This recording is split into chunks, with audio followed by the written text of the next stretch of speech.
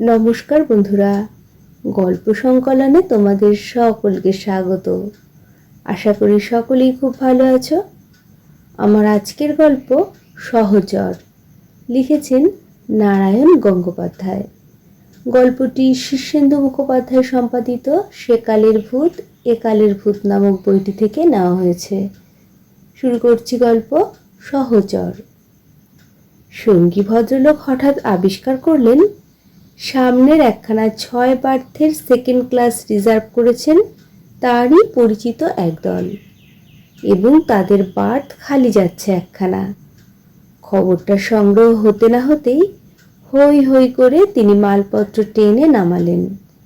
যাওয়ার সময় একগাল হেসে বলে গেলেন, ভালোই হলো মশাই আপনার, এখন আপনি একচ্ছত্র, বেশ সম্রাটের মতো ঘুমিয়ে ঘুমিয়ে যেতে পারবেন। সম্রাট, একচ্ছত্র, এসব ভালো ভালো কথা শুনবার আগেই আমি অনুমান করেছিলুম বাইরের কার্ডে যার নাম ছিল তিনি একালের একজন দিকপাল সাহিত্যিক। আমি অবশ্য তাকে কখনো দেখিনি, কিন্তু তার ছবির সঙ্গে এই ভদ্রলোকের চেহারারও সাদৃশ্য ছিল যথেষ্ট।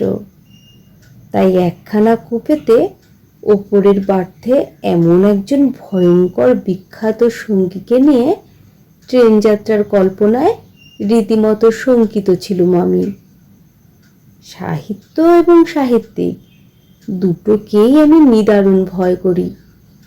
আমি কাজ করি স্ট্যাটিস্টিক্সে, এবং একথা স্বীকার করতে লজ্জা নেই, সংখ্যা তত্ত্বের কাছে রসতত্ত্বের স্বাদ অত্যন্ত জলো বলে মনে হয় আমার কাছে। সারা ভারতবর্ষে বছরে কোন ভাষার কত বই ছাপা হয় তার হিসেব মোটামুটি একটা দিতে পারি, কিন্তু ঊর্ধ্বলোক বিহারী সাহিত্যিক মহারথটি হঠাৎ যদি জিজ্ঞাসা করেন তার কি কি বই আমি পড়েছি, তাহলেই গেছি। মানসাঙ্কে ফেল করা ছাত্রের মতো ফ্যাল ফ্যাল করে তাকিয়ে থাকা ছাড়া নাস্তেব গতিরন্যথা। কাজেই তিনি নেমে যেতে বেশ খানিকটা স্বস্তি অনুভব করলুম, সন্দেহ কি। বেশ করে নিজের মতো বিছানা পেতে নিলুম, গুছিয়ে নিলুম জিনিসপত্র। তারপর আরাম করে হাত পা ছড়িয়ে মুখাগ্নি করলুম সিগারেটে। হাওড়া থেকে যখন ট্রেনটা ছাড়ল সেই স্বস্তির আমেজে তখনও ভরপুর হয়ে আছি আমি। পরপর উল্কা বেগে যখন কয়েকটা স্টেশন ছিটকে বেরিয়ে গেল তখনও, কিন্তু আলো নিভিয়ে শোয়ার উপক্রম করতেই কি রকম একটা অদ্ভুত অশান্তি আমাকে পেয়ে বসলো।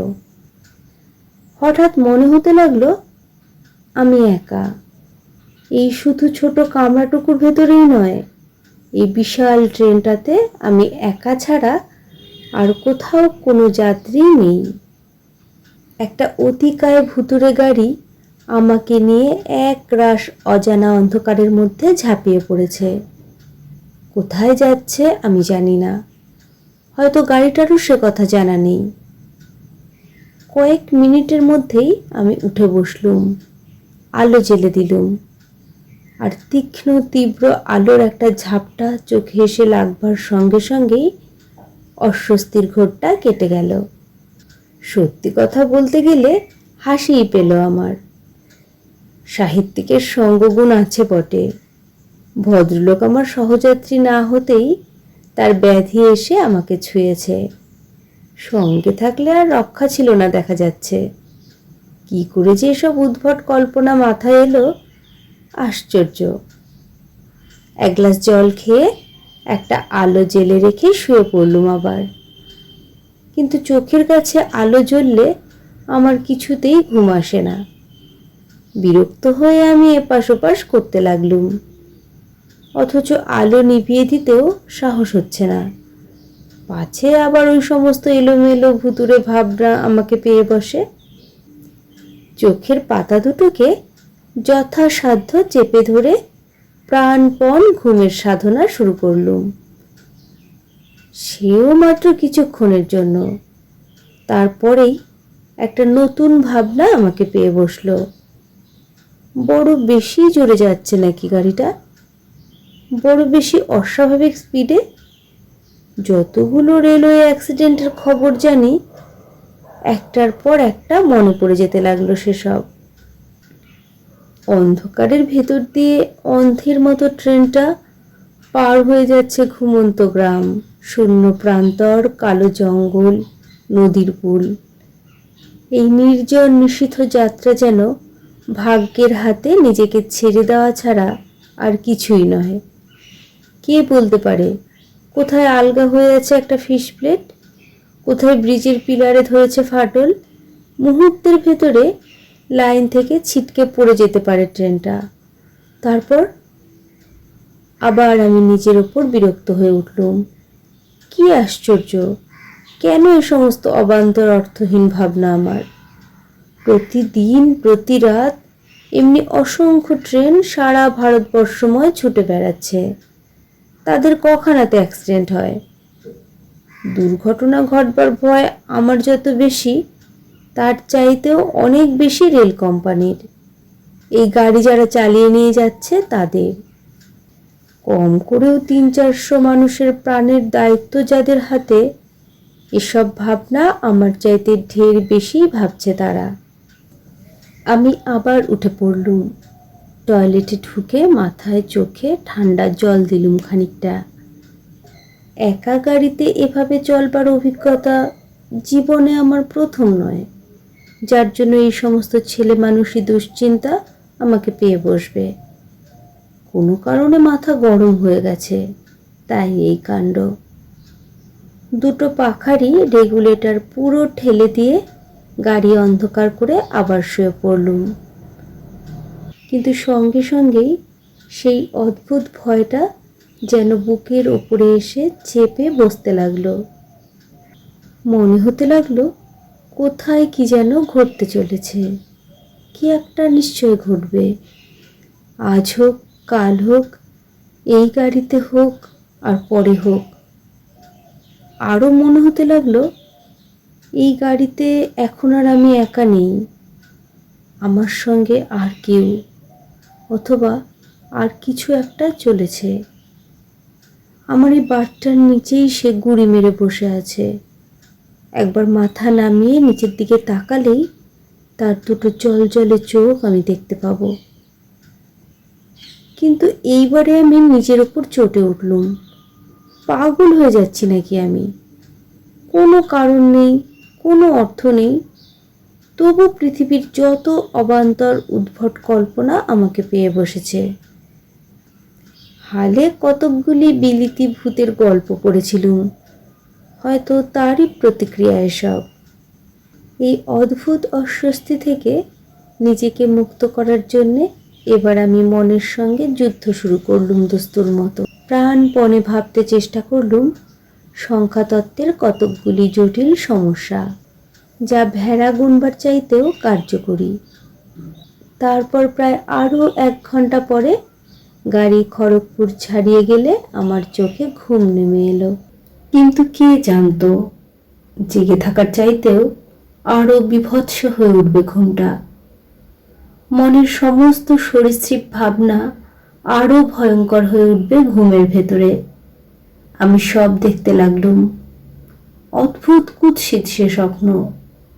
পরিষ্কার দেখলুম একটা ন্যাড়া নগ্ন পাহাড় আমার সামনে, তার কোথাও একটা গাছপালা নেই, একগুচ্ছ ঘাস পর্যন্তও নয়। কলকাতার চিড়িয়াখানার অতিকায় কচ্ছপগুলোর মতো বড় বড় পাথরে ছেয়ে আছে তার সর্বাঙ্গ। চারিদিকে জনপ্রাণীর চিহ্ন নেই, শুধু পাহাড়টার মাথার ওপরে পড়ন্ত বেলার খানিক রক্ত রৌদ্র কারো নিষ্ঠুর ভ্রুকুটির মতো জ্বলছে। আর সেখানে সেই অশুভ রাঙা আলোর ডানা মুড়ে বসে আছে একটি মাত্র শকুন, যেন অপেক্ষা করে আছে কালপুরুষের মতো। কিন্তু ওইখানেই শেষ নয়, আরও ছিল তারপর। আমি দেখলুম সেই পড়ন্ত আলোয়, সেই ভয়ঙ্কর নগ্নতার ভেতরে শকুনের সেই ক্ষুধার্ত চোখের নিচে 4 জন মানুষ একটা মৃতদেহ কাঁধে করে নিয়ে চলেছে। কোথায় চলেছে জানি না। তাদের চারজনের চোখে মুখেই একটা বিপন্ন ক্লান্তি। আর আর সেই সব বাহকদের মধ্যে আমি একজন। চিৎকার করে আমি জেগে উঠলুম। আমার সর্বাঙ্গ দিয়ে তখন দরদর করে ঘাম পড়ছে। চলন্ত ট্রেনের শব্দ ছাপিয়ে বেজে উঠেছে আমার হৃৎপিণ্ডের আওয়াজ। আলো জেলে দিয়ে উঠে বসলুম এবার। না, আর ঘুমোবো না। যে কোনো কারণেই হোক, আমার মধ্যে কোথাও কিছু একটা গোলমাল হয়েছে। ঘড়ির দিকে তাকিয়ে দেখলুম রাত প্রায় 3টের কাছাকাছি। ওই সময়টুকু না হয় আলো জেলেই বসে থাকব। এতক্ষণে আমার মনে অনুতাপ হতে লাগলো। সাহিত্যিক ভদ্রলোককে ধরেই রাখা উচিত ছিল আমার গাড়িতে। এই দুঃস্বপ্নের চাইতে সাহিত্য চর্চাও নেহাত মন্দ ছিল না। হেলান দিয়ে বসে বসে আবার সংখ্যাতত্ত্ব ভাবতে শুরু করলুম। কিন্তু এতক্ষণে সত্যি ঘুম আমাকে পেয়ে বসেছে। বসে থাকতে থাকতে আবার আমার চোখ জড়িয়ে এলো এবং একটু পরেই সেই কুৎসিত স্বপ্নটার পুনরাবৃত্তি। সেই পাহাড়, সেই পড়ন্ত রোদ, সেই শকুন, আর তেমনি একটা মৃতদেহ কাঁধে নিয়ে আমরা চারজন সব যাত্রী। এবার চিৎকার নয়, আর্তনাদ করে সোজা হয়ে বসলুম আমি। আর পাশের জানালার জালের ভিতর দিয়ে যদি ভোরের ফিকে আভাস দেখা না যেত, তাহলে হয়তো চেন টেনে ট্রেন থামিয়ে দিতুম, নয়তো ঝাঁপিয়ে পড়তুম দরজা দিয়ে। উঠে সমস্ত জানালাগুলো খুলে দিলুম। সূর্য ওঠেনি এখনো। বাইরের গাছপালা, মাঠ আর পাহাড়ের ওপরে শুভ্র ধূসর ব্রহ্ম মুহূর্ত। এক রাশ কনকনে ঠান্ডা হাওয়া এসে কাঁপুনি ধরিয়ে দিলে শরীরে। আমি গ্রাহ্য করলুম না। বিদেশি কবির ভাষায় শুধু আমার প্রাণ ভরে বলতে ইচ্ছে করল, হেল হোলি লাইট। বেলা 8টার সময় পৌঁছলুম গন্তব্য স্টেশনে। ভুতুরে গাড়িটা থেকে নেমে যেন মুক্তি স্নান হলো। স্টেশনে এক্কা ছিল। মামাই পাঠিয়েছেন। 1 ঘন্টার মধ্যে 8 মাইল রাস্তা পার হয়ে গেলুম। মামা ব্যাচেলার মানুষ, একটু পাগলাটে ধরনের। প্রথম জীবনে সন্ন্যাসী হয়ে কয়েক বছর অজ্ঞাতবাস করেছিলেন। তারপরে এখানে এসে ডাক্তারি শুরু করেছেন। একেবারে পাণ্ডববর্জিত গ্রাম অঞ্চল। কয়েক বাক্স হোমিওপ্যাথি ওষুধের জোরেই এখানে ধন্বন্তরী হয়ে বসেছেন তিনি। পাহাড়, শালবন, একটি ছোট নদী আর কয়েক ঘর দেহাতি মানুষের ভেতরে মামার লাল টালির ছোট্ট বাড়িটি অত্যন্ত মনোরম। জায়গাটার কাব্য সৌন্দর্য আমি ঠিক বর্ণনা করতে পারবো না। সেই সাহিত্যিক ভদ্রলোক থাকলে তিনি সেটা ভালোভাবে করতে পারতেন। মোটের উপর আমার ধারণা, কলকাতা থেকে যারা কিছুদিনের জন্য পালিয়ে আত্মরক্ষা করতে চায় এবং সেই অজ্ঞাতবাসের সময় শহরের কোনো পরিচিত লোকের সঙ্গে দেখা না হলেই যারা স্বস্তি বোধ করে, এ জায়গা তাদের পক্ষে আদর্শ। অনেকটা আগ বাড়িয়েই মামা দাঁড়িয়েছিলেন। তার রগের দুপাশে দুগোছা পাকা চুল ঝকঝক করছিল সকালের রোদে। কিন্তু তার চাইতেও ঝকঝকে হাসি হাসলেন মামা। আয় আয়, পথে কোনো অসুবিধা হয়নি তো? অসুবিধে? আমি ম্লান হাসলুম উত্তরে। সারা রাত ট্রেনের সেই দুঃস্বপ্নটা আবার আমার নতুন করে মনে পড়ে গেল। কিন্তু একটু পরেই ঠান্ডা জলে স্নান করে জ্বালা ধরা চোখ দুটো জুড়িয়ে গেল। আস্তে আস্তে স্বাভাবিক হয়ে এলো সব। তখন চামচেতে মুরগির ডিমের পোচ তুলতে তুলতে আমি মামাকে স্বপ্নটা বললুম। শুনে মামা হো হো করে হেসে উঠলেন। আসবার আগে মাংস টাংস খেয়েছিলি বোধ হয়। তা একটু খেয়েছিলুম, একটু বেশি হয়ে গিয়েছিল, তাই এই কাণ্ড। পেট গরম হলেই লোকে ওসব খেয়াল দেখে। রান্নার তো দেরি আছে, ব্রেকফাস্টটা ভালো করে সেরে নিয়ে ঘন্টা তিনেক নিশ্চিন্তে ঘুমো। আমি ততক্ষণে গ্রাম থেকে একটা রোগী দেখবার পাট সেরে আসি। ব্রেকফাস্ট চুকে যাওয়ার পরে এবং মামার ডাক্তারি ব্যাখ্যাটাকে হৃদয়ঙ্গম করে সমস্ত মনটা বেশ ঝরঝরে হয়ে গেল। তারপর ক্যাম্বিসের খাটিয়ায় গা এলিয়ে দিতেই আবার ঘুমের পালা, এবার নিঃস্বপ্ন এবং নিশ্ছিদ্র। ঘুম ভাঙল চাকরটার বিকট কান্নায়। ছুটে বেরিয়ে এলুম বারান্দায়।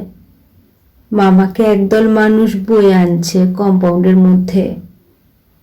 তাদের চোখে মুখে শোক আর বেদনার ছাপ। হাউ হাউ করে কাঁদছে চাকরটা। কি হয়েছে, কি হয়েছে? বুক ফাটা জিজ্ঞাসা ছুড়ে দিলুম আমি, কিন্তু উত্তরের দরকার ছিল না। আমার মন তা আগেই টের পেয়ে গেছে। তবু কে জানতো মামার হার্টের অবস্থা এত খারাপ ছিল? মাইল চারেক দূরে পাহাড়ি রাস্তায় উঠবার সময় ঘোড়া থেকে তিনি পড়ে যান।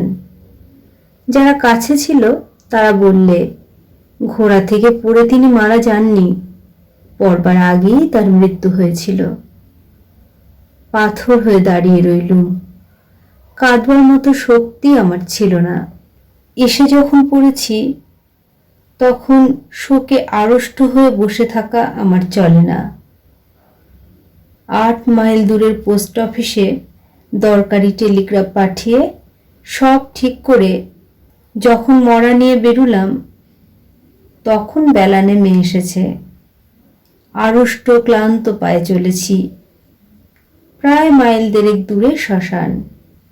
কিন্তু এ কি, এখানে ন্যাড়া পাহাড়টা এলো কোত্থেকে?